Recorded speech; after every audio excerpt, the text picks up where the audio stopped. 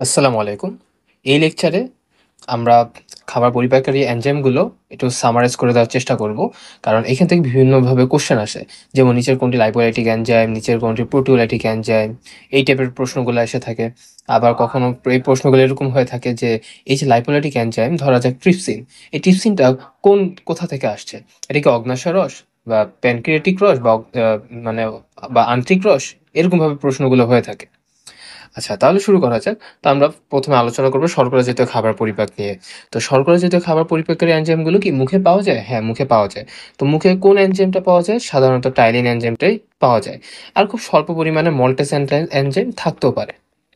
Maltase খুব স্বল্প পরিমাণে থাকতেও পারে। আচ্ছা, তো টাইলিনটা আমরা মূলত পাই। এরপর এই খাবার পরিপাকটা মুখে হইল। মুখে পরিপাক হওয়ার পর কোথায় যাবে? পাকস্থলীতে। পাকস্থলীতে কিন্তু শর্করা পরিপাক হয় না। তো এরপর কোথায় যাবে? ক্ষুদ্রান্তে যাবে। ক্ষুদ্রান্তে ডিউওডেনামে যাবে। তো সেইখানে ২ টা রস আমরা পাবো। একটা হচ্ছে আন্ত্রিক রস, যেটা ক্ষুদ্রান্তের নিজস্ব রস। ক্ষুদ্রান্তের নিজের মধ্যে যে গ্ল্যান্ডস গুলো আছে, সেই গ্ল্যান্ডস গুলো থেকে যে রস বের হয়, সেটাকে আন্ত্রিক রস বলা হয়। তো আন্ত্রিক রস আরেকটা আসে কোথা থেকে? অগ্ন্যাশয় থেকে। তো অগ্ন্যাশয়ের মধ্যে থেকে যে রসটা আসে এই ক্ষুদ্রান্তের মধ্যে, সেটাকে বলে অগ্ন্যাশয় রস।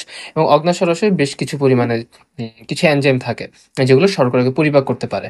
তো অগ্ন্যাশয় মধ্যেও মূলত এই অ্যামাইলেজটাই থাকে, যেটাকে বলা হয় প্যানক্রিয়াটিক অ্যামাইলেজ বা অগ্ন্যাশয় অ্যামাইলেজ। তাছাড়া তেমন কোনো অন্য কোনো এনজাইম পাওয়া যায় না। কিন্তু আন্ত্রিক রসে শর্করা পরিপাককারী এনজাইমগুলো একটু বেশি পরিমাণে থাকে। যেমন ধরা যাক, অ্যামাইলেজ তো থাকবেই, আন্ত্রিক অ্যামাইলেজ থাকবেই। তাছাড়াও তারপরে যে মল্টেজ তো থাকবেই, সাথে আরো যেগুলো থাকতে পারে যেমন সুক্রেস, ল্যাকটেস ইত্যাদি, বা আলফা লিমিট ডেক্সট্রিনেস ইত্যাদি এনজাইমগুলো থাকতে পারে। তো এই ৪টা নাম মনে রাখলেও হবে। তাহলে আমরা মনে রাখবো শর্করা পরিপাকের এনজাইমগুলো বেশিরভাগ কোথায় থাকে? আন্ত্রিক রসে। তো আমরা যখনই দেখবো সুক্রেজ, ল্যাকটেস এগুলো কোন রসের মধ্যে থাকে, এই টাইপের প্রশ্নগুলো যদি এসে থাকে, তাহলে আমরা বলবো কি আন্ত্রিক রসে থাকে এগুলো। আচ্ছা, তাহলে আমাদের সোর্সগুলো ক্লিয়ার হলো। সোর্সগুলো আমরা এখানে পাশে হালকা লিখে নেই। মুখ, আর এটা হচ্ছে তো অন্ত্র থেকে আসলো, আর এটা হচ্ছে অগ্ন্যাশয় থেকে আসলো। আচ্ছা, তাহলে শর্করা জাতীয় খাবার পরিপাকটা আমার মনে হয় বুঝা গেল, আহ, যে কোন কোন এনজাইমগুলো আসলে লাগবে। এবার আমরা আসি প্রোটিন পরিপাককারী এনজাইমগুলো আসলে কি কি। প্রোটিন পরিপাকটা মূলত শুরু হয় কোথা থেকে? পাকস্থলী থেকে। কারণ মুখে কিন্তু কোনো ধরনের প্রোটিন পরিপাককারী এনজাইম নাই। তো পাকস্থলীতে কোন এনজাইমটা থাকে? পাকস্থলীতে মূলত থাকে পেপসিনোজেন। ওই পেপসিনোজেনকে HCl অ্যাক্টিভেট করে পেপসিনে পরিণত করে। তারপরে এই পেপসিনটা কি করে? প্রোটিন জাতীয় খাবারটাকে পরিপাক করে প্রোটিওজ ও পেপটোনে কনভার্ট করে। আচ্ছা, এখানে কিন্তু মূলত অ্যামাইনো অ্যাসিড তৈরি হয় না, অ্যামাইনো অ্যাসিড তৈরি হবে একদম অন্ত্রে যেয়ে। আচ্ছা, এখানে অ্যামিনো অ্যাসিড তৈরি হলো খুব সামান্য। যাই হোক, সেটা আমাদের বড় কথা না। আমাদের কথা হচ্ছে আমাদের এনজাইমগুলোর নাম জানতে হবে, কোনটা কোথা থেকে আসতেছে এবং কোনটা কোন ধরনের খাবারকে পরিপাক করতেছে। তো এইখানে এই পর্যন্তই হয় পাকস্থলীতে। তাছাড়া আমরা দুগ্ধ আমিষের নাম শুনেছি, কেসিন। তো এই কেসিনকে পরিপাক করে আবার কোন এনজাইম? কেসিনকে পরিপাক করে আবার রেনিন। আবার আমরা পড়েছি যে জিলেটিন, জিলেটিন যে প্রোটিনটা আছে, এটাকে পরিপাক করে কে? জিলেটিনেস। তাহলে আমরা পাকস্থলীতে এই ৩টা এনজাইমের নাম মনে রাখবো: পেপসিন, রেনিন এবং জিলেটিনেস। আচ্ছা, এরপর খাবারটা কোথায় যাবে? অন্ত্রে যাচ্ছে। তাহলে অন্ত্রের মধ্যে কোন ধরনের প্রোটিন পরিপাককারী এনজাইমগুলো পাবো? তো মূলত এখানেও আমরা ২ ভাগে ভাগ করবো। একটা হচ্ছে আন্ত্রিক রস, আর একটা হচ্ছে অগ্ন্যাশয় রস। তো এই ক্ষেত্রে আন্ত্রিক রসে শুধুমাত্র একটাই প্রোটিন পরিপাকের এনজাইম থাকে, যার নাম হচ্ছে অ্যামাইনো পেপটাইডেস। এই অ্যামাইনো পেপটাইডেসের কাজ কি? অ্যামাইনো পেপটাইডেস যেটা করে, এই যে প্রোটিওজ ও পেপটোন যেগুলো আসে পাকস্থলী থেকে, সেগুলোকে অ্যামাইনো অ্যাসিডে কনভার্ট করে। আচ্ছা, এবার আসি আমাদের অগ্ন্যাশয় রসে। এই অগ্ন্যাশয় রসে মূলত প্রোটিন পরিপাককারী এনজাইমগুলো আমরা বেশিরভাগই পাবো অগ্ন্যাশয়ে। তাহলে এই জন্য আমাদের সোর্সগুলো আসলে ক্লিয়ার হইতে হবে। যেমন আন্ত্রিক রসে আমরা বেশিরভাগ কি পাবো? শর্করা পরিপাককারী এনজাইমগুলো, আন্ত্রিক অ্যামাইলেজ, তারপর আন্ত্রিক মল্টেজ, সুক্রেজ, ল্যাকটেজ ইত্যাদি। আবার প্রোটিন পরিপাকগুলো এনজাইমগুলো আমরা বেশিরভাগই ক্ষেত্রেই কোথায় পাবো? অগ্ন্যাশয়তে পাবো। আচ্ছা, তো কি এনজাইমগুলো পাওয়া যাবে? যেমন অ্যামাইনো পেপটাইডেস তো আমরা আন্ত্রিক রসে বললাম। এরকম অগ্ন্যাশয় রসেও অ্যামাইনো পেপটাইডেস থাকে। আরো একটা পেপটাইডেস থাকে, তার নাম কি? Carboxy peptidase. তারপর ট্রিপসিন, কাইমোট্রিপসিন এগুলোও থাকে। Trypsin, chymotrypsin. তাহলে আমরা দেখতেছি কত ধরনের প্রোটিন পরিপাকের এনজাইম থাকে অগ্ন্যাশয়ে। তারপর আরো থাকে কি আম ডাইপেপটাইডেস, ট্রাইপেপটাইডেস, অর্থাৎ ডাইপেপটাইড ট্রাইপেপটাইডকে যারা ভাঙে, ডাইপেপটাইডেস এবং ট্রাইপেপটাইডেস। আমি জাস্ট অবলিক দিয়ে লিখে দিলাম ডাই আর ট্রাইপেপটাইডেস। আরো ২ টা থাকে ইম্পর্টেন্ট, যেটা আমাদের পেস্ট লাগতে পারে। ইলাস্টিনেস বা ইলাস্টেস, আর একটা হচ্ছে কোলাজিনেস। কোলাজিনেস। তো পরীক্ষায় এরকম আসতে পারে ইলাস্টিনেস বা কোলাজিনেস কোন জাতীয় পরিপাককারী এনজাইম? তাহলে আমরা কি বলবো? প্রোটিন পরিপাককারী এনজাইম, অর্থাৎ প্রোটিওলাইটিক এনজাইম। যারা প্রোটিন পরিপাক করে তাদেরকে কি বলা হয়? Proteolytic enzyme. আর যারা লিপিড পরিপাক করবে তাদেরকে বলা হবে কি? Lipolytic enzyme. আচ্ছা, তাহলে প্রোটিন পরিপাকটা গেল। তা আমরা আস্তে আস্তে এরপর আমরা যাব লিপিড পরিপাকের মধ্যে।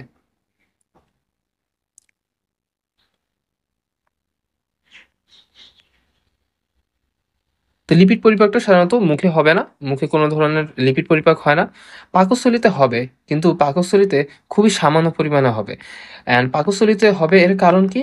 আর এর কারণ হচ্ছে এখানে গ্যাস্ট্রিক লাইপেজ থাকবে। গ্যাস্ট্রিক লাইপেজ যেটা কি করতে পারে? সামান্য পরিমাণে হলেও মাখনের মাখনের পরিপাক করতে পারে। তো তার মানে কি দাঁড়ালো? সামান্য পরিমাণে লিপিড পরিপাক হয়, পাকস্থলীতেও কিছু পরিমাণ লিপিড পরিপাক হয়। তাহলে আমাদের যদি প্রশ্ন আসে লিপিড পরিপাক শুরু হয় কই থেকে, তাহলে এই এই যে এইটার কারণে গ্যাস্ট্রিক লাইপেজের কারণে আমরা বলতে পারি পাকস্থলী থেকে লিপিড পরিপাকটা শুরু হয়ে যায়। আচ্ছা, এরপর মূল পরিপাকটা যদি এভাবে আসে যে লিপিড পরিপাকটা মূলত হয় কোথায়, তাহলে কিন্তু আমরা পাকস্থলী বলবো না, আমরা বলবো হচ্ছে অন্ত্র বা ক্ষুদ্রান্ত্র। আচ্ছা, এবার আসি তাহলে আন্ত্রিক রসে কি কি লিপিড পরিপাককারী এনজাইম থাকতে পারে? মূলত প্রতিটি লিপিড পরিপাককারী এনজাইমের ক্ষেত্রে আন্ত্রিক রস এবং অগ্ন্যাশয় রস উভয়ের ক্ষেত্রে কমন হচ্ছে লাইপেজ থাকবে। লাইপেজ থাকবে। তবে আন্ত্রিক রসের ক্ষেত্রে যেটা থাকে তা আরেকটা যেটা থাকে সেটা নাম হচ্ছে লেসিথিনেস। লেসিথিনেস। এটা এক ধরনের ফসফোলিপিড। আর অগ্ন্যাশয়ে মূলত লিপিড পরিপাককারী এনজাইমগুলো ভালো পরিমাণে থাকে। তাহলে আমরা বুঝতেছি প্রোটিন পরিপাককারী আর লিপিড পরিপাককারী এই ২ ধরনের পরিপাককারী এনজাইমগুলোই অগ্ন্যাশয় থেকে বেশ ভালো পরিমাণে আসে এবং ভালো একটা সাপোর্ট দেয় তারা এই ক্ষেত্রে। আচ্ছা, তাহলে এই এনজাইমগুলো কি, কি? অগ্ন্যাশয় রসের লিপিড পরিপাককারী এনজাইমগুলো এই যে অগ্ন্যাশয় লাইপেজ যেটাকে বলা হচ্ছে প্যানক্রিয়াটিক লাইপেজ, তাছাড়া আরো এক্সট্রা যে ২ টা থাকে সেটা হচ্ছে, তার আগে আমি তোমাদের আগে একটা নাম বলি, সেটা হচ্ছে ডায়েটারি লিপিড। ডায়েটারি লিপিড কি, কি? মানে আমরা ডায়েটারি লিপিড মানে হচ্ছে আমরা খাবারের মাধ্যমে কি, কি লিপিড গ্রহণ করি। একটা হচ্ছে লিপিড বা টিএজি যেটাকে আমরা বলি, তেল বা চর্বি যাই হোক। আরো যেগুলো থাকে সেগুলো হচ্ছে ফসফোলিপিড আর একটা হচ্ছে কোলেস্টেরল এস্টার। এই ডায়েটারি লিপিডগুলো ভাঙার জন্য যে এনজাইমগুলো থাকে সেই এনজাইমগুলো অগ্ন্যাশয় রসের মধ্যে পাওয়া যায়। তাহলে তোমাদের মনে হয় মনে রাখতে সুবিধা হবে। তাহলে আহ, লাইপেজ থাকলো, আর ফসফোলিপিডকে ভাঙার জন্য আসবে কে? ফসফোলাইপেজ। ফসফোলাইপেজ। আর কোলেস্টেরল এস্টারকে ভাঙার জন্য কোন এনজাইম থাকবে? Cholesterol esterase. আর এনজাইমগুলো কোথায় থাকবে? সব অগ্ন্যাশয়ের মধ্যে, অগ্ন্যাশয় রসের মধ্যে। আই থিঙ্ক তাহলে এই যে আন্ত্রিক রস আর অগ্ন্যাশয় রসের মধ্যে আমার মনে হয় না পেঁয়াজটা খুব বেশি একটা লাগবে তাহলে আর।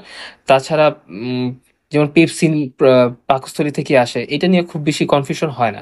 মূল কনফিউশনগুলো এগুলাতেই হয়, যে ট্রিপসিন কাইমোট্রিপসিন কোথায় থাকে, কোন রস থেকে আসে, আন্ত্রিক রস থেকে না অগ্ন্যাশয় রস থেকে। তা আমরা তো যদি একটা জানি যে আন্ত্রিক রসে শুধু অ্যামাইনো পেপটাইডস থাকে, তার মানে বাকি যা আছে সবই তো অগ্ন্যাশয় রসে থাকবে প্রোটিন পরিপাকের রেঞ্জে। আবার সেক্ষেত্রে লিপিড পরিপাকের ক্ষেত্রেও সেম, আমরা যদি জানি যে লাইপেজ আর লেসিথিনসটা শুধু আন্ত্রিক রসে থাকে আর বাকি যা আছে সব অগ্ন্যাশয় রসে পাওয়া যায়, pancreatic lipase, phospholipase, cholesterol esterase সবই অগ্ন্যাশয় রসে পাওয়া যায়।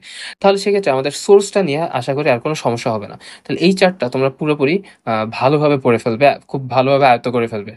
আচ্ছা, এতক্ষণ আমরা যে পর্যন্ত আলোচনা করেছি সেগুলো মোটামুটি একটু সহজতর। এখানে শুধুমাত্র আমরা এনজাইমের নামগুলো একটু বুঝে বুঝে পড়লেই হয়ে যায় এই ২ টা ক্ষেত্রে। তো এখন আমরা মূলত আলোচনা করব এই যে আমাদের অঙ্গগুলা সম্পর্কে, অর্থাৎ ডাইজেশনের সাথে সম্পর্কিত যে অঙ্গগুলো বা এই যে পুরো গতিপথের সাথে সম্পর্কিত যে অঙ্গাণুগুলো, সেটা আমাদের এই যে বইটা আছে এই বইতেও মোটামুটি এখানে ভালো মতোই দেওয়া আছে। তো এটা এইখানে মূলত পুরো পৌষ্টিক তন্ত্র যেটা, অর্থাৎ ডাইজেস্টিভ সিস্টেম যেটা, এটাকে মূলত এখানে ২ ভাগে ভাগ করে দেখানো হয়েছে। তো এটা আমরা আলাদাভাবে এমনি রিডিং করে নেব যে পৌষ্টিক গ্রন্থি যে ৫ টা আছে তাদের নাম কি, কি? আর এই যে পৌষ্টিক নালী বলতে কাদেরকে বোঝানো হচ্ছে, কোনটুকু পর্যন্ত? অর্থাৎ খাবার আমাদের যে মুখে নেই সেখান থেকে শুরু করে অর্থাৎ মুখছিদ্র, মুখ গহ্বর থেকে শুরু করে একদম পায়ু পর্যন্ত।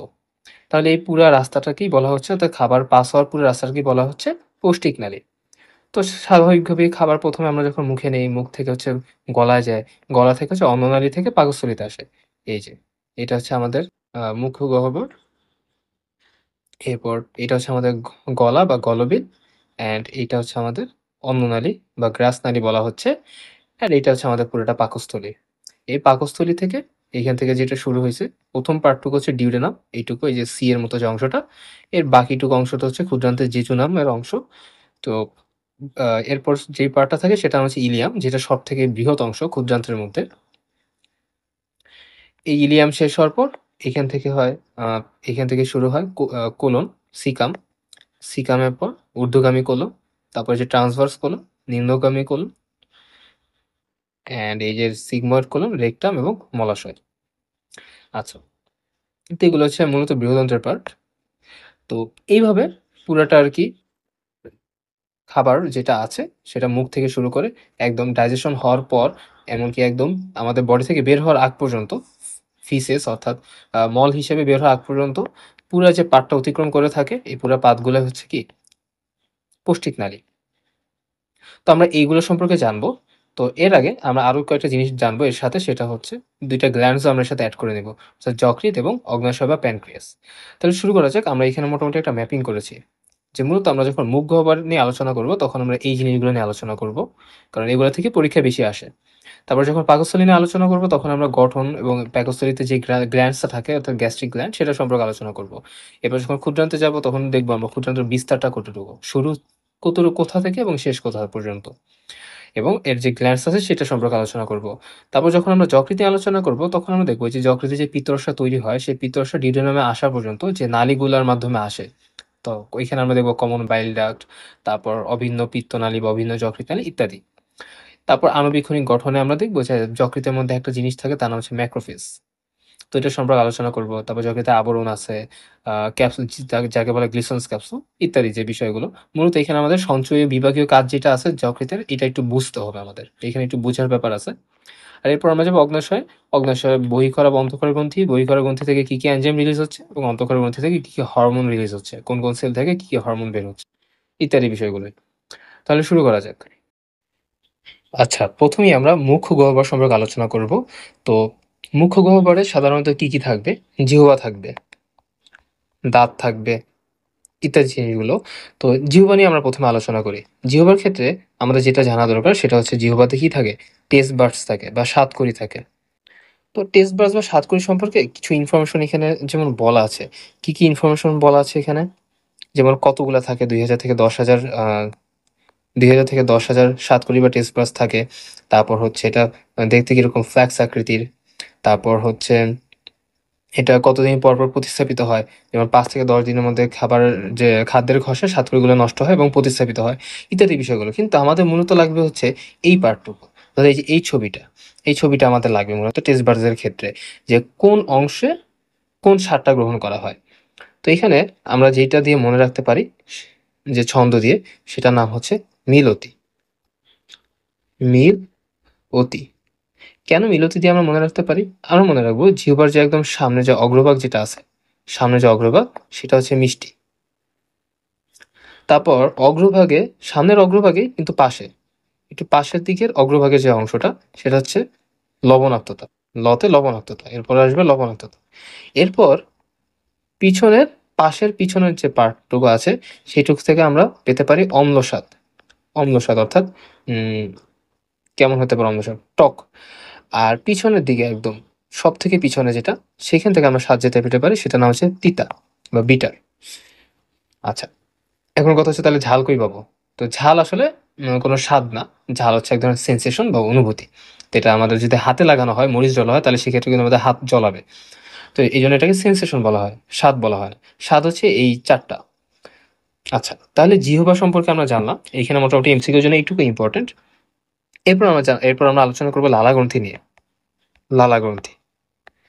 মূলত মুখে আমাদের ৩ জোড়া লালা গ্রন্থি থাকে। তো ৩ জোড়া লালা গ্রন্থি আ যেমন প্যারোটিড ২ টা থাকে। কখন এরকমও প্রশ্ন আসতে পারে যে প্যারোটিড কয়টা থাকে বা প্যারোটিড কয় জোড়া থাকে? স্পেসিফিক ভাবে নামটা বলে দিতে পারে। তো সেই ক্ষেত্রে আমরা অপশনে আগেই না দেখে মানে আমরা প্রশ্নটা ঠিক মতো না দেখে অপশনে ৩ জোড়া দেখে দাগা দিব না, যেহেতু লালা গ্রন্থি বলছে তার মানে তো ৩ জোড়াই হবে, ব্যাপারটা এরকম না। প্যারোটিড ১ জোড়া, প্যারোটিড থাকে একটা পেয়ার বা ১ জোড়া, তারপর সাবমেন্ডিবুলার থাকে একটা পেয়ার বা ১ জোড়া, এবং সাবলিঙ্গুয়াল থাকে একটা পেয়ার বা ১ জোড়া। তো এদের ক্ষেত্রে ব্যাপারটা হচ্ছে এরা আসলে থাকে কোথায়? যেমন প্যারোটিড থাকে কোথায়? কানের সামনে। কানের সামনে বা কানের নিচে বলা আছে ওইখানে, মূলত কানের সামনে থাকে। আমরা যদি ছবি দেখি, তোমরা গুগলে সার্চ দিলেই দেখতে পারবা প্যারোটিডটা কোথায় থাকে। তো প্যারোটিডের কারণে প্যারোটিডে যদি সংক্রমণ হয় তখন অনেক সময় মাম্পস রোগ হয়। মাম্পস। আচ্ছা, তো এইটা হচ্ছে মূলত কোথায় থাকে? কানের সামনে। এই ২ টা আমরা ইনফরমেশন মনে রাখবো প্যারোটিড সম্পর্কে। বাট বইতে বলা আছে কানের নিচে বেসিক্যালি, বাট আসলে কানের সামনে থাকে। সাবম্যান্ডিবুলার থাকবে কি ম্যান্ডিবুলার নিচে। ম্যান্ডিবুল হচ্ছে কি আমাদের যে নিম্ন যে চোয়াল, সেটা ম্যান্ডিবুলার নিচে। ম্যান্ডিবুলার নিচে। আর সাবলিঙ্গুয়াল যেটা আছে সেটা থাকবে হচ্ছে জিহ্বার নিচে। জিহ্বার নিচে। এখন এখানে আরেকটা জিনিস জানা দরকার লালাগ্রন্থি সম্পর্কে। সেটা হচ্ছে লালাগ্রন্থি থেকে যে রসটা বের হয় সেটা আসলে মূলত, বা লালা থেকে গ্রন্থি থেকে যে নালীটা বের হয়ে পরবর্তী যে লালাক্ষরণটা হয় সেটা কোথায় উন্মুক্ত হয়? তো মূলত এই যে সাবম্যান্ডিবুলার আর সাবলিঙ্গুয়াল, তাদের ক্ষেত্রে এই যে লালা রসটা ক্ষরণ হয় বা উন্মুক্ত হয় জিহ্বার নিচে যে ফ্রেনুলামটা আছে, ফ্রেনুলাম, সেখানে উন্মুক্ত হয় ফ্রেনুলামে। ফ্রেনুলামটা হচ্ছে কি, আমরা যদি একটু আয়নায় যাই তাহলেই দেখতে পাবো। জিহ্বাটা আমাদের মুখের সাথে নিচে যেটার মাধ্যমে যুক্ত আছে, একটা দেখা যায় মাঝখানে একদম জিহ্বার, যদি আমরা উল্টাই তাহলে দেখা যায় মাঝখানে নিচের দিকে একটা পর্দার মতো চিকন অংশ আছে, সেটা কি মূলত ফ্রেনুলাম বলা হয়। আচ্ছা, আর প্যারোটিডটাও খুব ইম্পর্টেন্ট। প্যারোটিডটাও খুব ইম্পর্টেন্ট। প্যারোটিডের এটা কোথায় ওপেন হয়? আমরা ইংলিশে বলি opposite to the upper second molar teeth. তার মানে হচ্ছে আমাদের আগে দাঁত সম্পর্কে জানতে হবে। তো দাঁতের মধ্যে একটা আছে মোলার দাঁত। সেই মোলার দাঁতের সেকেন্ড মোলার যে দাঁতটা আছে উপরের, সেইখানে যে উন্মুক্ত হয়। তো এখানে আমরা বলতে পারি উপরের দ্বিতীয় মোলার দাঁতে এই প্যারোটিড গ্ল্যান্ডের যে নালীটা আছে, বা প্যারোটিড গ্ল্যান্ড থেকে যে স্যালাইভা সিক্রেশনটা হয় সেটা এইখানে যে উন্মুক্ত হয়। আচ্ছা, তাহলে লালা গ্রন্থি সম্পর্কে আমরা জানলাম, এবং মূলত লালা সম্পর্কে আমরা এখন কিছু জানা দরকার। যেমন প্রতিদিন কত লিটার লালা ক্ষরণ হয়, এটা মোটামুটি ইম্পর্টেন্ট। প্রায় অলমোস্ট ১২০০ থেকে ১৫০০ মিলিলিটার পর্যন্ত লালা ক্ষরণ হয়। তারপর লালার পিএইচ কত, এটাও একটু দরকার। 6.2 থেকে 7.4। পিএইচ যতটা দরকার তার থেকে দরকার হচ্ছে লালাটা কি তাহলে অম্লীয় না ক্ষারীয়। তাহলে আমরা দেখতেছি 7 এর নিচে কতটুকু আছে, 6.2 থেকে আমরা যদি চিন্তা করি 7টা হচ্ছে নিরপেক্ষ, রাইট? তো নিরপেক্ষ যে পিএইচ সেটা হচ্ছে 7। তাহলে ওর যে প্রাথমিক পিএইচটা সেটা আমরা দেখতে পাচ্ছি 6.2। তাহলে 6.2 থেকে 7 এর মধ্যে, অর্থাৎ এসিডিক যে পার্টটা সেটা কিন্তু অনেক বেশি। তাহলে আমরা বলতে পারি লালা সাধারণত কি হয়, অম্লীয় হয়। তো এইটাও এমসিকিউর জন্য খুবই ইম্পর্টেন্ট। আচ্ছা, এরপর আমরা আলোচনা করব যে লালায় সাধারণত কি কি জিনিস থাকে। যেমন লালায় পানি থাকে, তারপর বিভিন্ন এনজাইমস থাকে। কি কি এনজাইমস থাকে সেটা তো আমরা জানি। টাইলিন এনজাইমস থাকে, তারপর পানি থাকে। পানির মধ্যে পানির পার্সেন্টেজটা কত? 95 থেকে 5% থেকে 95.5% থেকে 99.5% পর্যন্ত পানি থাকতে পারে। আর কি কি জিনিস থাকে? যেমন মিউসিন থাকতে পারে। মিউসিনের কাজ কি? লালা বা খাবার যেগুলো আছে খাবারকে পিচ্ছিল করা। তারপর লাইসোজাইম থাকতে পারে। লাইসোজাইমের কাজ কি? জীবাণু ধ্বংস করা। খাবারের মধ্যে যে জীবাণু বা মুখে যে জীবাণু থাকে সেগুলোকে ধ্বংস করা। তো ইত্যাদি জিনিসগুলো আমরা লালার ক্ষেত্রে পড়ে ফেলবো। এরপর এরপর আমরা আলোচনা করব দাঁত নিয়ে। না, হ্যাঁ, দাঁত নিয়ে। তো দাঁতের টপিকটা থেকে প্রায় সময় কোশ্চেন এসে থাকে। বিশেষ করে দাঁতের দন্ত সংখ্যাটা খুব বেশি ইম্পর্টেন্ট। সাধারণত কি কি ধরনের দাঁত আছে? একটা হচ্ছে ইনসিজর, অর্থাৎ কর্তন দাঁত। তারপর একটা হচ্ছে ক্যানাইন,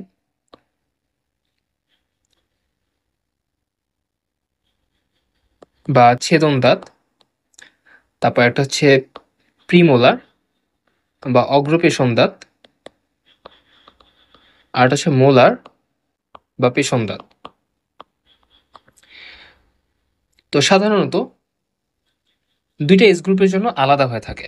একটা হচ্ছে ২ থেকে ৬ বছরের বাচ্চাদের জন্য, ২ থেকে ৬ বছরের যারা বাচ্চা আছে, বা হ্যাঁ, ২ থেকে ৬ বছর যারা বাচ্চা আছে তাদের জন্য এক ধরনের দাঁতের সংকেত।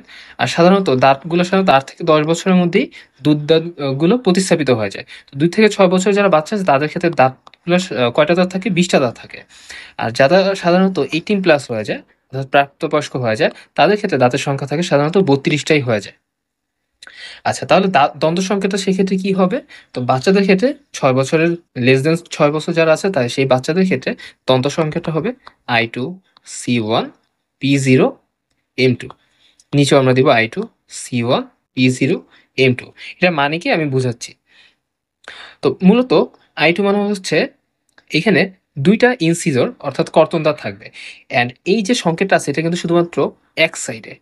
উপরের যেটা বোঝাচ্ছে সেটা হচ্ছে উপরের এক সাইডে। তো আমাদের তো ২ সাইডই দাঁত থাকে, তাই না? তাহলে আমরা এটা ২ দিয়ে আবার গুণ করে দিব। আর নিচেও তো আমাদের ২ সাইডই দাঁত থাকে, তাই না? তাহলে আমরা এখানে ২ দিয়ে গুণ করে দিব। তাহলে আমরা যদি আয়নায় যাই এবং আমাদের দাঁতের দিকে খেয়াল করি, তাহলে আমরা দেখব আমরা যদি বামের দিকে যেতে থাকি, তাহলে সেই ক্ষেত্রে দেখব যে ২ টা কর্তন দাঁত বা ইনসিসর দাঁত আছে। তারপরেরটা ৩ নাম্বার দাঁতটা দেখব যে ক্যানাইন অর্থাৎ ছেদন দাঁত। অনেকটা সরু হয়, চিকন হয়ে থাকে ছেদন দাঁতটা, যেখান দিয়ে মাংস ছেড়া যায়। এরপর বাচ্চাদের ক্ষেত্রে দেখব কোনো ধরনের প্রিমোলার দাঁত নাই। প্রিমোলার বা অগ্রপেশন দাঁত নাই, সেটা খুবই ইম্পর্টেন্ট। অনেক সময় থাকে যে নিচের কোনটি সঠিক নয়, এইসব ক্ষেত্রে অনেক সময় এই ইনফরমেশনগুলো দেওয়া থাকে যে বাচ্চাদের প্রিমোলার দাঁত নাই। তারপর একটু আগে যেটা বললাম যে লালা সাধারণত অম্লীয় না ক্ষারীয়, তখন এইগুলো একটু অনেকের কনফিউশন ক্রিয়েট করে। তো এই জন্য এগুলো খেয়াল রাখতে হবে। আর মোলার দাঁত কয়টা থাকবে বা পেশন দাঁত ২ টা থাকবে, যেটা দিয়ে হচ্ছে আমরা চাবিয়ে থাকি খাবার। আচ্ছা, তো এরকম আমাদের যদি বলা হয় যে একটা বাচ্চার ক্ষেত্রে, একটা ৫ বছরের বাচ্চা, তার ক্ষেত্রে তার উপরের মাড়িতে কয়টা দাঁত থাকবে? উপরের মাড়িতে কয়টা দাঁত থাকবে? তাহলে আমরা ইজিলি কাউন্ট করব। এক সাইডে কয়টা আছে? ২, ৩, ৪, ৫। তাহলে বামে আছে ৫ টা, ডানে আছে ৫ টা। তাহলে উপরের মাড়িতে টোটাল কয়টা আছে? ১০ টা দাঁত আছে। নিচের মাড়িতেও সেম। নিচের মাড়িতেও ডানে ৫ টা, বামে ৫ টা। তাহলে টোটাল কয়টা দাঁত আছে? ১০ টা দাঁত আছে নিচের মাড়িতেও। আর যদি বলে টোটাল দাঁত সংখ্যা কয়টা? তাহলে হবে ২০ টা। তাহলে প্রশ্নটা আমাদের খেয়াল করতে হবে। এবার আমরা অ্যাডাল্টের ক্ষেত্রে আসি। অ্যাডাল্টের ক্ষেত্রে কিরকম হবে সংকেতটা? I2, C1 এই পর্যন্ত মোটামুটি ঠিকই থাকবে। কিন্তু প্রিমোলার দাঁত থাকবে ২ টা আর মোলার দাঁত থাকবে ৩ টা। এরকম নিচের ক্ষেত্রেও সেম। নিচের যে মাড়ি আছে I2, C1, P2, M3। এবং ডানেও যেরকম বামেও সেম। সো ২ দিয়ে আবার আমরা গুণ দিয়ে দিব। এখানে আরেকটা বিষয়, সেটা হচ্ছে যখন দন্ত সংকেতের ক্ষেত্রে বলা হয় নিচের কোনটি সঠিক বা সঠিক নয়, তখন প্রশ্নের সাথে আমাদের এই 2 এর গুণটা দেখতে হবে। যদি বলা হয় নিচের কোনটি বাম পাশের দন্ত সংকেত, আমাদের যে মুখমণ্ডল আছে মুখমণ্ডলের বাম পাশের মাড়ির দন্ত সংকেত, তখন কিন্তু এই 2 গুণটা আর থাকবে না। কারণ বাম পাশ বলতে কি বোঝাবে? উপরের উপরের বাম পাশ আর নিচের বাম পাশ, অর্থাৎ I2, C1, P0, M2, I2, C1, P0, M2। যদি বয়স উল্লেখ করা থাকে ৫ বছর, তাহলে আমরা এইটা দেখব। আর যদি 18 বা এরকম বলা থাকে বা অ্যাডাল্ট বা প্রাপ্তবয়স্ক, তাহলে আমরা তখন এইটা দেখব। আর 2 এর গুণটাও আমরা খেয়াল করার চেষ্টা করব। ঠিক আছে? তাহলে এই জিনিসগুলো যদি আমরা দেখি, তাহলেই অনেকের দেখা যায় জানে সহজ, তারপরেও এই জায়গাগুলোতে ভুল করে। প্রশ্ন বুঝতে ভুল করে, আমাকে কি চাইছে এবং অপশনে কি দেওয়া আছে সেটার সাথে মিলাইতে ভুল করে। তাহলে মূলত এই পর্যন্তই আমরা পড়ব মুখমণ্ডল সম্পর্কে। এরপর আর ২ টা জিনিস আমরা আলোচনা করব। তার যার মধ্যে একটা নাম হচ্ছে সফট প্যালেট বলা হয়। Soft palate. আরেকটা নাম হচ্ছে এপিগ্লোটিস। আচ্ছা, সফট প্যালেট এবং এপিগ্লোটিস। আমাদের এখানে জায়গা পাচ্ছি না কোথাও, এখানে আমরা লিখি। তো সফট প্যালেট জিনিসটা আসলে কি? সফট প্যালেটের কাজ কি? সফট প্যালেটের কাজটা হচ্ছে খাবারটা যখন মুখের দিকে আসে, যে গলার দিকে আসে, আমরা এই ছবিটার দিকে যাই। ছবিটা কোথায়? এইখানে। খাবার তো এভাবেই যাবে, তাই না? এভাবে গলায় যাবে মুখমণ্ডল থেকে বা মুখ গহ্বর থেকে। তো সেই ক্ষেত্রে মুখ গহ্বর থেকে যখন এই যে গলবিলে যাবে, সেই ক্ষেত্রে খাবারটা যেন উপরের দিকে নাসার ছিদ্র পথে প্রবেশ করতে না পারে, সেই জন্য যে জিনিসটা বাধা দেয় তাকে বলা হয় সফট প্যালেট। Soft palate. তাহলে সফট প্যালেটের কাজ কি? নাসা ছিদ্র পথে প্রবেশে বাধা দেয়। তো এইটা এমসিকিউতে অলরেডি একবার আসছে, সামনেও আসতে পারে। খুবই ইম্পর্টেন্ট। এই জন্য আমরা সফটওয়্যার সম্পর্কে জানবো।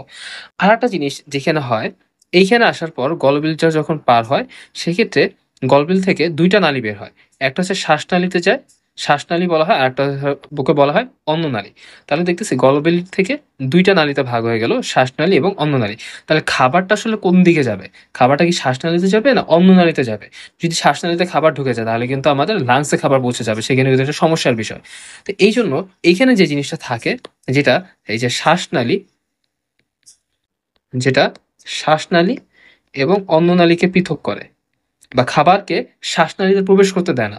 শ্বাসনালীতে খাবার প্রবেশে বাধা দেয়। এই কাজটা যে করে থাকে তার নাম হচ্ছে কি এপিগ্লটিস। তার নাম হচ্ছে কি এপিগ্লটিস।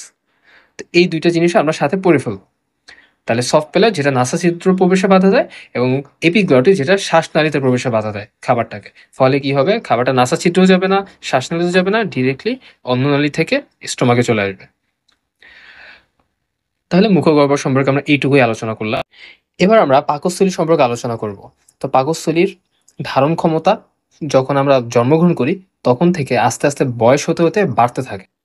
প্রথম দিকে দেখা যায় ধারণ ক্ষমতা খুবই কম, মাত্র ৩০ মিলিলিটার। এই জন্য কিন্তু ওদের অল্প খাওয়া লাগে। শিশুদের কিন্তু এত খাবার দাবারের দরকার হয় না, অল্প খেলেই তাদের পেট ভরে যায়। আর আস্তে আস্তে বাড়তে বাড়তে তখন কত হয়ে যায়? ১.৫ থেকে ২ লিটার পর্যন্ত পাকস্থলীর ধারণ ক্ষমতা হয়ে যায়। আচ্ছা, তো এখন পাকস্থলীর টোটাল ৫টা অংশ থাকে। এটা আমাদের জানা দরকার, নামগুলো এটলিস্ট। যে নিচের কোনটি পাকস্থলীর অংশ নয়, এরকম যদি প্রশ্ন এসে থাকে সেক্ষেত্রে যেন আমরা এটা আলাদা করতে পারি। তো কি কি অংশ আছে? একটা বলা হচ্ছে কার্ডিয়া। তো কার্ডিয়া কোনটাকে বলা হচ্ছে? এখানে যদি আমরা একটু খেয়াল করি, এই যে অন্ননালীটা, অন্ননালীটা আর এই হচ্ছে পাকস্থলী। তো অন্ননালীটা খাবারটা নিয়ে এই যে পাকস্থলীতে যেইখানে উন্মুক্ত হয় বা প্রবেশ করে, সেই যে পার্টটা, সেই অংশটাকে বলা হচ্ছে কার্ডিয়া। তাহলে অন্ননালী এবং পাকস্থলী এই ২ টার সংযোগস্থলে যেটা থাকে সেটার নাম হচ্ছে কার্ডিয়া অংশ। এবং এখানে একটা স্ফিংটার থাকে, অর্থাৎ স্ফিংটার মানে হচ্ছে গেট বা দরজা।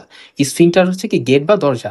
এটা আসলে নিয়ন্ত্রণ করবে যে খাবার ঢুকবে কি ঢুকবে না বা বের হবে কিনা। অর্থাৎ পাকস্থলীতে যে খাবার আছে সেটা যেন পিছনের দিকে আবার রিভার্স করতে না পারে। রিভার্স করলে কি হয়? আমরা যখন বমি করি সেটা কিন্তু রিভার্স হয়।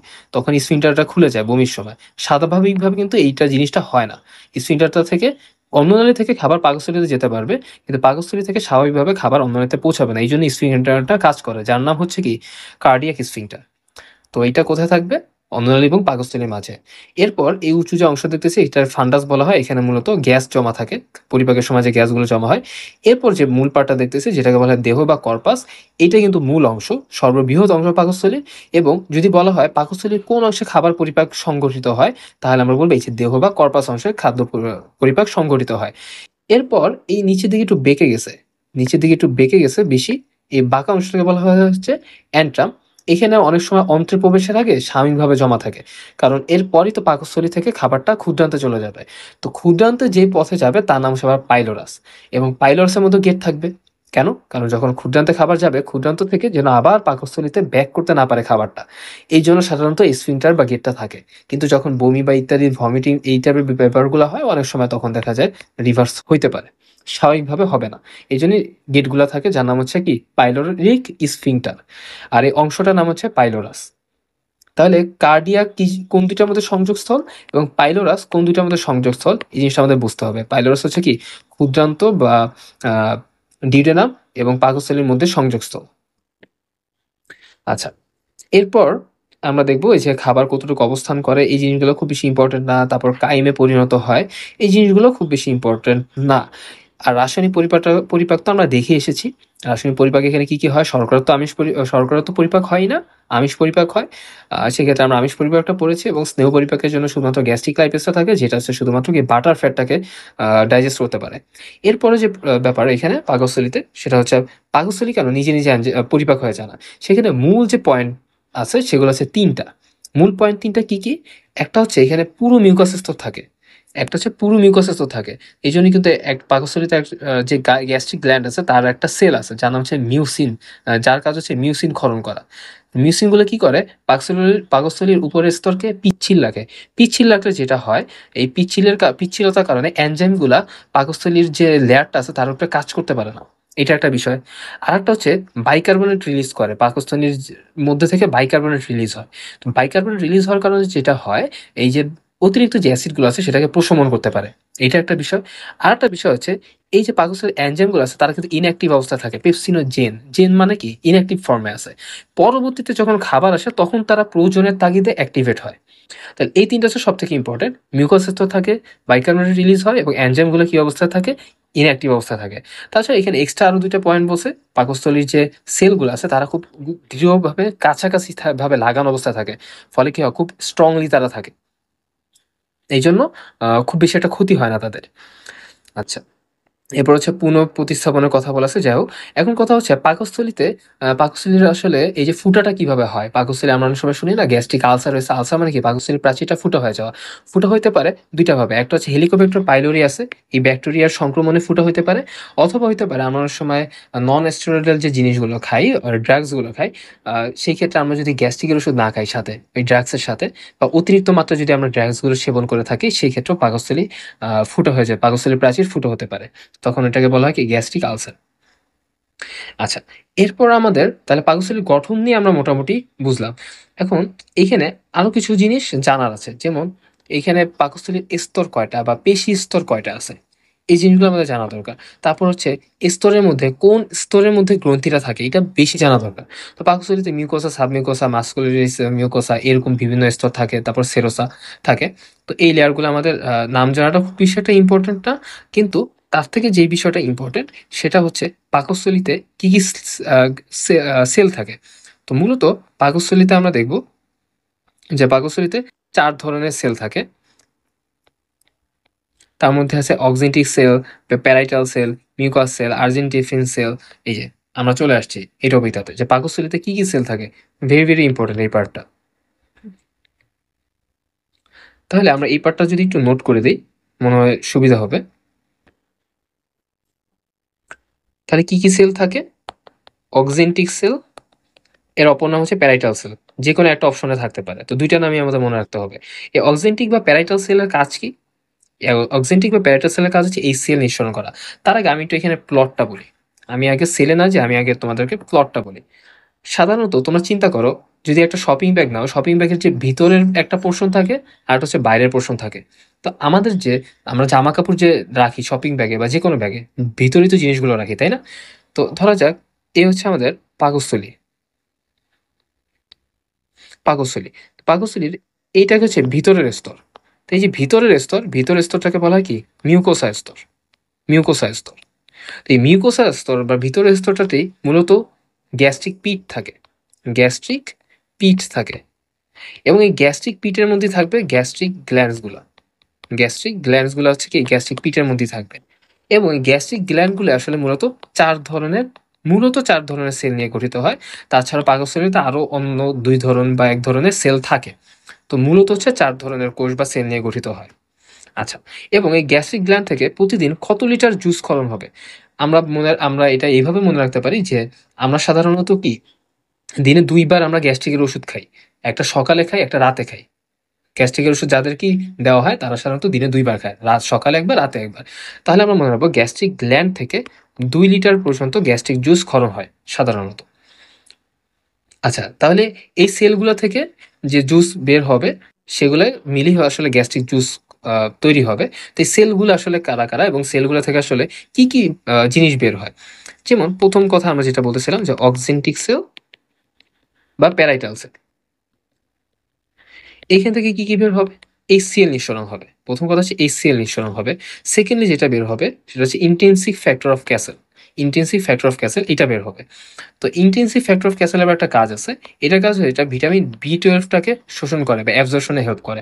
আর ভিটামিন B12 এর অনেক কাজ আছে আমাদের। আরবিসি তৈরি থেকে শুরু করে বিভিন্ন ধরনের কাজ আছে। আমাদের নার্ভাস সিস্টেমের কাজ আছে। আচ্ছা, তো আমরা জাস্ট এই ২ টা মনে রাখবো। HCl প্যারাইটাল সেল থেকে HCl এবং ইনটেনসিভ ফ্যাক্টর অফ ক্যাসেল বের হয়। আর intensive factor of Castle vitamin B12 শোষণে সাহায্য করে। এরপর সেকেন্ড যে কোষটা আমরা জানবো সেটা হচ্ছে জাইমোজেনিক সেল, যার আরেক নাম হচ্ছে কি চিফ সেল। জাইমোজেনিক সেল বা চিফ সেল। তো এইটা থেকে কি রিলিজ হয়? মেইন যে আমাদের এনজাইম, প্রোটিন পরিপাকের এনজাইম পেপসিনোজেন, সেই পেপসিনোজেনটা এখান থেকে রিলিজ হয়। তাছাড়াও এখান থেকে লিপিড পরিপাকের এনজাইমটাও রিলিজ হয়। তাহলে জাইমোজেনিক সেল থেকে কি লিপিড বা প্রোটিন পরিপাকের এনজাইমটা বের হবে। তাহলে লিপিড পরিপাককারী কোন এনজাইমটা বের হবে? গ্যাস্ট্রিক লাইপেজ এনজাইমটা বের হবে। আচ্ছা, তো এই ২ টাই সবথেকে ইম্পোর্টেন্ট। তাছাড়াও আরো ২ টা সেল থাকে। একটা হচ্ছে এই মিউকাস সেল, যেখান থেকে কি হবে, মিউকাস ক্ষরণ হবে। আর মিউকাসের কাজ কি, প্রোটেকশন দেওয়া এবং পাকস্থলীর যে প্রাচীর আছে তাকে রক্ষা করা। আর একটা সেল আছে তার নাম কি, আর্জেন্টাফিন সেল। আর্জেন্টাফিন সেল, এই আর্জেন্টাফিন সেলের কাজ হচ্ছে সেরোটোনিন রিলিজ করা। সেরোটোনিন রিলিজ করা, সেরোটোনিন হচ্ছে এক ধরনের নিউরোট্রান্সমিটার, এবং এটার কারণে যেটা হয়, পাকস্থলীর সংকোচন প্রসারণ বাড়ে। পাকস্থলীর সংকোচন প্রসারণ বাড়ে। অ্যান্ড এই সংকোচন প্রসারণ বাড়াটাকে বা সংকোচন প্রসারণটাকে কি বলে, পেরিস্টালসিস বলা হয়। আর পেরিস্টালসিস বা সংকোচন প্রসারণ যত বেশি হবে, তখন পাকস্থলীর খাবারের যে ডাইজেশনটা আছে তত দ্রুত হবে এবং খাবারটা পাকস্থলী থেকে তত দ্রুত ডিউডেনামে বা ক্ষুদ্রান্তে চলে যাবে। আচ্ছা, এরপর আরো এক্সট্রা যে দুইটার নাম জানবো, একটা হচ্ছে বলা হয় গ্যাস্ট্রিক সেল বা যেটাকে বলা হয় জি সেল। গ্যাস্ট্রিক সেল বা জি সেল, যার কাজ হচ্ছে কি করে, গ্যাস্ট্রিন হরমোন রিলিজ করে, গ্যাস্ট্রিন হরমোন ক্ষরণ করে। আর এই গ্যাস্ট্রিন হরমোনের কাজ কি, গ্যাস্ট্রিন হরমোনের কাজ হচ্ছে এই যে যত ধরনের পাকস্থলীর সিক্রেশন আছে, পেপসিনোজেন সিক্রেশন, এসিএল সিক্রেশন, তারপরে এই যে পেরিস্টালসিস থেকে শুরু করে সবকিছুকে বাড়ায় দেয়। আচ্ছা, আর একটার কাজ কি, অ্যান্টেরোক্রোমাফিন। অ্যান্টেরোক্রোমাফিন, এই অ্যান্টেরোক্রোমাফিন সেল থেকে যেটা হয়, হিস্টামিন রিলিজ হয়। অ্যান্টেরোক্রোমাফিন থেকে কি রিলিজ হয়, হিস্টামিন রিলিজ হয়। এই হিস্টামিনের কাজ কি, হিস্টামিনের কাজও হচ্ছে ডাইজেশনটাকে বাড়ায় দিবে। হিস্টামিনের কাজ কি, ডাইজেশনটাকে বাড়ায় দিবে পাকস্থলীর মধ্যে। এই সিল সিক্রেশন থেকে শুরু করে অন্য সবকিছুকে বাড়ায় দিয়ে সে হচ্ছে ডাইজেশনটাকে দ্রুত করে দিবে। আচ্ছা, তাহলে আমরা আস্তে আস্তে এই ৬টা নামই আমরা পড়ে ফেলবো। এর মধ্যে আমরা নতুন যে জিনিসটা আমাদের একটু অদ্ভুত লাগতে পারে সেটা হচ্ছে যে অ্যান্টেরোক্রোমাফিন সেল থেকে যে হিস্টামিন রিলিজ হয়, এই জিনিসগুলো হয়তো আমরা আগে খুব বেশি একটা পড়ি নাই। তো আমরা এগুলো বারবার প্র্যাকটিস করলেই হয়ে যাবে। এক্ষেত্রে ছন্দ দেওয়ার কোনো দরকার নেই, জাস্ট বারবার আমরা দেখবো, পড়বো, লিখবো, তাহলেই হয়ে যাবে। তাহলে পাকস্থলী এই পর্যন্তই পাকস্থলী সম্পর্কে। আচ্ছা, এবার আমরা ক্ষুদ্রান্ত নিয়ে আলোচনা করব। তো ক্ষুদ্রান্তর নামের মধ্যে ক্ষুদ্র আছে, কিন্তু আসলে কিন্তু এটা বৃহৎ লম্বা। যেটা কতটুকু লম্বা হতে পারে, প্রায় 6 থেকে 7 মিটার পর্যন্ত লম্বা। যেখানে বৃহদন্ত মাত্র 1.5 মিটার লম্বা। তাহলে ক্ষুদ্রান্ত কেন ক্ষুদ্রান্ত, কারণ ক্ষুদ্রান্তের যে প্রস্থটা আছে সেই প্রস্থটা আবার বৃহদন্তের তুলনায় ছোট, সেখানে বৃহদন্তের প্রস্থটা বড়। তাহলে প্রস্থের ক্ষেত্রে তাদের নাম হয়েছে ক্ষুদ্রান্ত, বৃহদন্ত্র। কিন্তু আমরা যদি লম্বার কথা চিন্তা করি, তাহলে ক্ষুদ্রান্ত কিন্তু আসলে অনেক লম্বা, 6 থেকে 7 মিটার পর্যন্ত লম্বা। এবং ক্ষুদ্রান্ত কোথা থেকে শুরু হয় এবং কোথায় যেয়ে শেষ হয়। তো আমরা জানি পাকস্থলীর পরের অংশটাই ক্ষুদ্রান্ত। তাহলে পাকস্থলীর কোন স্ফিংক্টার থেকে শুরু হয়েছিল, পাকস্থলীর ওইখানে কি ছিল, শেষ অংশটা ছিল পাইলোরাস। পাইলোরাসের ওইখানে কোন স্ফিংক্টারটা ছিল, পাইলোরিক স্ফিংক্টার ছিল। তাহলে পাকস্থলী পাইলোরিক স্ফিংক্টার থেকে শুরু হবে। এরপর শেষ হবে কোথায়, আমরা জানি কি ক্ষুদ্রান্তের পর কোন অংশটা শুরু হয়, বৃহদন্ত্র শুরু হয়। এবং বৃহদন্ত্রের কোন পার্টটা, বৃহদন্ত্রকে আমরা সাধারণত কি বলবো, কোলন বলে থাকি সাধারণত। বৃহদন্ত্রের ক্ষেত্রে আমরা বেশিরভাগ ক্ষেত্রেই কোলন জিনিসটা বা কোলন ওয়ার্ডটা মেনশন করে থাকি। তো সেই ক্ষেত্রে ক্ষুদ্রান্তের যে অংশ, সেই শেষ অংশের নাম কি, ডিউডেনাম, জেজুনাম, ইলিয়াম। তাহলে শেষ অংশের নাম হচ্ছে কি, ইলিয়াম। তাহলে ক্ষুদ্রান্ত শেষ হচ্ছে কি, ইলিয়াম থেকে বৃহদন্ত্রের দিকে। তাহলে সেই ক্ষেত্রে যে স্ফিংক্টারটা কাজ করবে তার নাম কি হবে, ইলিওকোরিক স্ফিংক্টার। তাহলে পাকস্থলীর পাইলোরিক স্ফিংক্টার থেকে বৃহদন্ত্রের একদম ইলিওকোরিক স্ফিংক্টার পর্যন্ত ক্ষুদ্রান্তটা বিস্তৃত থাকে। এবং ক্ষুদ্রান্ত 3টে অংশ কি কি জানলাম আমরা, ডিউডেনাম, জেজুনাম এবং আরেকটা হচ্ছে কি, ইলিয়াম। এবং এর মধ্যে সবথেকে ক্ষুদ্রতম অংশ কোনটা, ডিউডেনাম। ডিউডেনাম সবথেকে ক্ষুদ্রতম অংশ, কিন্তু এই ডিউডেনামই বেশিরভাগ পরিপাক হয়ে থাকে, মোস্ট অফ দ্য পরিপাক ডিউডেনামই হয়ে থাকে। আর জেজুনাম, ইলিয়াম মূলত শোষণের সাথে, খাদ্য যেগুলো পরিপাক হয়ে থাকে সেগুলো শোষণের সাথে বেশিরভাগ ক্ষেত্রে জেজুনাম এবং ইলিয়াম অংশগ্রহণ করে থাকে। তো ডেডুনামের প্রস্থ দৈর্ঘ্য কত, মাত্র 25 থেকে 30 সেন্টিমিটার, সব থেকে ছোট। আর জেজুনাম, ইলিয়ামটা বড় হয়ে থাকে। এর মধ্যে ইলিয়াম হচ্ছে পুরো ক্ষুদ্রান্তের, এর 6 থেকে 7 মিটার যে ক্ষুদ্রান্ত, এর মধ্যে মূলত 3/5 অংশ, অর্থাৎ 5 ভাগের 5 ভাগের 3 ভাগ অংশই এই ইলিয়াম দখল করে থাকে, ইলিয়ামের। আচ্ছা, তো এবার হচ্ছে আরেকটা জিনিস আমরা এখানে পড়বো ক্ষুদ্রান্তের ক্ষেত্রে। দুইটা জিনিস আমরা পড়বো পরিপাকের ক্ষেত্রে ওদের কিরকম অবদান সেটা বোঝার ক্ষেত্রে।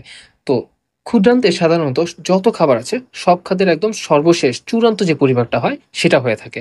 তাহলে সব খাবারের সব ধরনের খাদ্যের চূড়ান্ত পরিপাক কোথায় হয়, ক্ষুদ্রান্তে হয়। অ্যান্ড ক্ষুদ্রান্তের মধ্যে তাহলে কি কি রস থাকতে পারে, যেমন স্নেহ বা লিপিড যেটা আছে সেটা কিন্তু মুখে, পাকস্থলীতে কোথাও ভালোভাবে হয় নাই। তাহলে ক্ষুদ্রান্তের প্রথম এই স্নেহ জাতীয় খাবারটা ভালোভাবে পরিপাক হবে। তাহলে সেই ক্ষেত্রে স্নেহ জাতীয় খাবারটাকে পরিপাকে হেল্প করার জন্য লিভার থেকে কি আসে, পিত্তরস আসে বা বাইল আসে।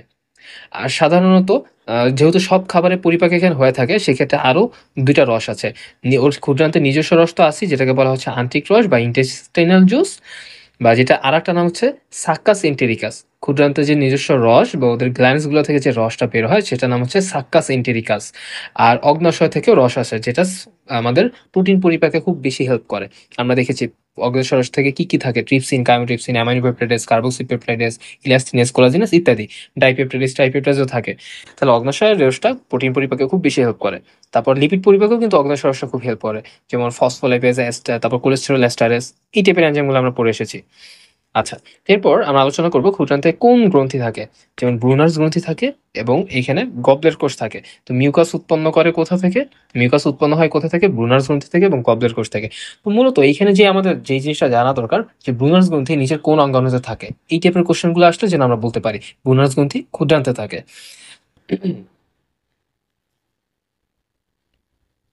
আচ্ছা, এরপর আমরা ক্ষুদ্রান্ত নিয়ে যে জিনিসটা আলোচনা করব সেটা হচ্ছে ক্ষুদ্রান্তের গ্ল্যান্ডসটা নিয়ে, অর্থাৎ আন্ত্রিক গ্রন্থিটা নিয়ে।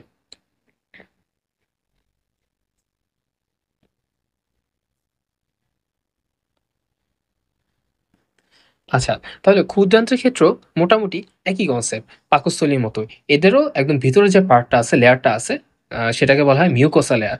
আর এই মিউকোসা লেয়ারই সাধারণত এদের যে গ্ল্যান্ডসটা থাকে অর্থাৎ আন্ত্রিক গ্রন্থি, সে আন্ত্রিক গ্রন্থিগুলো থাকবে। আর এই আন্ত্রিক গ্রন্থি আবার কিছু ধরনের কোষগুলো নিয়ে গঠিত হয়। কি কি কোষ নিয়ে আন্ত্রিক গ্রন্থি গঠিত হয়? যেমন হচ্ছে ব্রাশ কোষ, বা এটাকে ব্রাশ বর্ডারও বলা হয় অনেক সময়। ব্রাশ বর্ডার বা ব্রাশ কোষ। ব্রাশ বর্ডার গুলো অনেক সময় কি করে, খাবারটাকে অ্যাবজর্ব করতে অনেক সময় হেল্প করে। তারপর থাকে কি গবলেট কোষ, বা যেটার কাজ কি মিউকাস ক্ষরণ করা। মিউকাস ক্ষরণ করার জন্য আর একটা কি থাকে, আমরা কিন্তু একটু আগেই পড়ে এসেছি ওই নামটা, সেটার নাম হচ্ছে কি ব্রুনার্স গ্রন্থি। ব্রুনার্স গ্রন্থি, এই যে এইখানে আমরা পাবো ব্রুনার্স গ্রন্থি। এটা কি করে? ক্ষারীয় মিউকাস ক্ষরণ করে। তাহলে মিউকাস ক্ষরণ করে দুইটা কোষ, একটা হচ্ছে গবলেট কোষ মিউকাস ক্ষরণ করে, আর একটা হচ্ছে ব্রুনার্সের যে গ্রন্থিটা আছে, গ্ল্যান্ডসটা আছে, এটা এক ধরনের আন্তরিক গ্রন্থি, এরাও মিউকাস ক্ষরণ করে। আচ্ছা, এখানে তাহলে আর কি কি জিনিস ক্ষরণ হতে পারে? যেমন আর্জেন্টাফিন কোষ। আর্জেন্টাফিন কোষটা আমরা এর আগে পড়েছি। আমরা কোথায় পড়েছিলাম? আর্জেন্টাফিন কোষটা আমরা স্টোমাকেও পড়েছিলাম। স্টোমাকে স্টোমাকেও কিন্তু আর্জেন্টাফিন কোষ থাকে, এবং তারা কি রিলিজ করে? সেরোটোনিন রিলিজ করে। আর্জেন্টাফিন কোষটা কি রিলিজ করে? সেরোটোনিন রিলিজ করে। আর একটা কোষ ছিল না এরকম, যেটা আমরা পাকস্থলীতে পড়েছিলাম, সেটা হচ্ছে কি অ্যান্টেরোক্রোমাফিন সেল, যেটার কাজ ছিল কি হিস্টামিন রিলিজ করা। তাহলে আমরা এভাবে রিলেট করে পড়বো, একটার সাথে একটা রিলেট করে পড়বো। আচ্ছা, এরপর আর কি কি গ্রন্থি থাকতে পারে? যেমন এখানে আমরা আরেকটা দেখতেছি প্যানেট কোষ। প্যানেট কোষ কি রিলিজ করে? অ্যান্টিমাইক্রোবিয়াল পেপটাইড এবং প্রোটিন ক্ষরণ করে। আরেকটা হচ্ছে কি লিভার কুনের গ্রন্থি। তাহলে যে এনজাইমগুলো আসে আন্ত্রিক গ্রন্থির, আন্ত্রিক গ্রন্থির মধ্যে থেকে যে আন্ত্রিক গ্রন্থিগুলো থেকে এনজাইম আসে তার নাম হচ্ছে কি লিভার কুনের গ্রন্থি। তাহলে আমরা আন্ত্রিক যে রসে যে এনজাইমগুলো পাবো ডাইজেশনের, সেগুলো কোথা থেকে আসবে? লিভার কুনের গ্রন্থি থেকে আসবে, কারণ এরাই মূল এনজাইমগুলো ক্ষরণ করে। আর এই সবগুলো মিলে যেটা গঠন হয় সেটার নাম হচ্ছে আন্ত্রিক রস, যার আরেকটা নাম হচ্ছে সাক্কাস এন্টেরিকাস। আর এই রসগুলো মিলে এই রসগুলো যে পিএইচ, সেটা হচ্ছে কি ক্ষারীয় পিএইচ। তাহলে ক্ষারীয় পিএইচ, এবং এই পিএইচটা কত? এই পিএইচ সাধারণত হয়ে থাকে 8 থেকে 8.3 হতে পারে। আবার কখনো কখনো কোনো কোনো জায়গায় বলা আছে 6.5 থেকে 7.5ও। কিন্তু 6.5 থেকে 7.5টা খুব বেশি একটা ক্ষারীয় না। তা আমরা এই পিএইচটাই আমরা ধরে থাকি 8 থেকে 8.3, অথবা কখনো ধরা হয় 7.8, এটাও ধরা হয়, এই ভ্যালুটাও ধরা হয়। আর এইখানে যেটা দেওয়া আছে, এই যে এইখানে একটা পিএইচ এর মান দেওয়া আছে 6.5 থেকে 7.5। তো যাই হোক, মূলত এটাই বেশি গ্রহণযোগ্য, 8 থেকে 8.3। আচ্ছা, এরপর আমরা আন্ত্রিক রসের ক্ষেত্রে আর একটা জিনিস আমরা পড়বো, সেটা হচ্ছে আন্ত্রিক রসের মধ্যে আমরা পাই কি অগ্ন্যাশয় রস। অগ্ন্যাশয় রসের মধ্যে অন্যতম প্রোটিন পরিপাককারী এনজাইমের নাম কি? ট্রিপসিন। সেটা কি ট্রিপসিন আকারে থাকে? না, সেটা থাকে কি ট্রিপসিন ও জেন আকারে থাকে। এন্ড এই জেন মানে কি ইনঅ্যাক্টিভ ফর্মে আছে, তাহলে এটাকে অ্যাক্টিভ করতে হবে। অ্যাক্টিভ করার জন্য যে এনজাইমটা লাগে তার নাম হচ্ছে কি এন্টেরোকাইনেস। তার নাম হচ্ছে এন্টেরোকাইনেস। দেখো একটা জিনিস খেয়াল করো, এখানে এন্টেরো মানে কি? এন্টেরো, এন্টেরো মানে কিন্তু হচ্ছে এটা হচ্ছে অন্ত্রে থাকে। তো অন্ত্রে থাকে দেখে এখানে এন্টেরো কথাটা আসছে আর কি, ইন্টেস্টাইনে থাকে। আচ্ছা, তো এই পার্টটুকু আমরা পড়ে ফেলবো, এন্টেরোকাইনেস।